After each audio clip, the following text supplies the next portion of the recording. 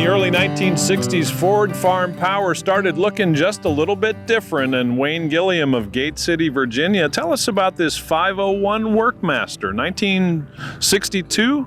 Yes, sir, and it's a cultivating tractor, row crop. There was a lot of them used in the tobacco fields for ploughing and side dressing. You could get the cultivators, and they had a fertilized box on it. It's got two cogs on the right rear wheel that two different sides, so they can change the rate of distributing the fertilizer, corn or tobacco, whatever.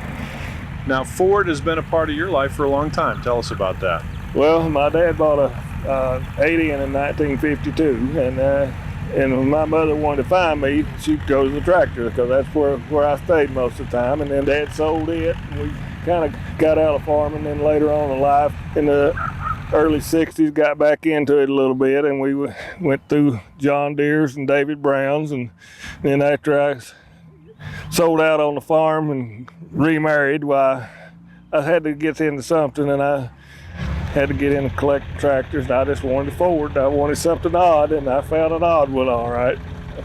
What is it that makes this particular Workmaster just a little bit different? Well, it is offset to the left side 8 inches, so the operator can sit right over the row that he's cultivating, and it's a rather unique little tractor. Parts are hard to find for them. You can call these parts places, tell them you need Ford parts, and they say, oh yeah, we've got them. You say, well, I want something for a 501. They just laugh and say, well, good luck. Do you know how many were built 501 offset? No, I don't. I checked with people at archives, and they had a fire and all their records were destroyed, so I don't know how many were built. Have you seen one before? Yes, sir. Well, they make two different series of them. They make a 501-4, which is 4 inches tall. It's got 38-inch tires on the rear and the front. You can change the front axle on this one and make it. You could turn this tractor into a 501-4. So Wayne, your 501 Workmaster, do you know where it spent its working life?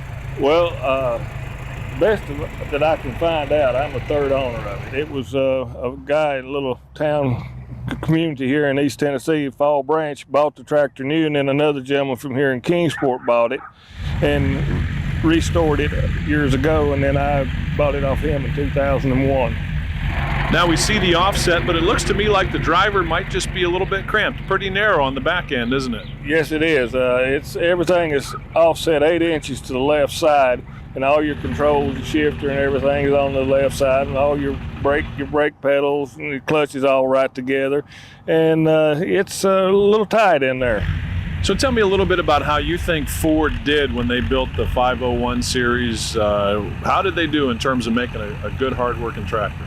Well, I don't know that much about the hard-working part of it.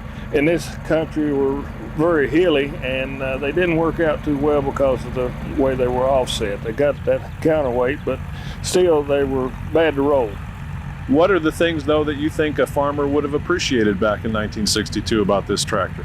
Well, it beat following a horse or a mule, but no, I'd say that it was a step in the right direction for Ford. I mean, they were getting in competition with the farmals, and because they were mainly their offset tractors, and were trying to keep up with them. Now, I know you have classic tractor fever, but yours is a Ford fever. Why is that? Well, I don't know.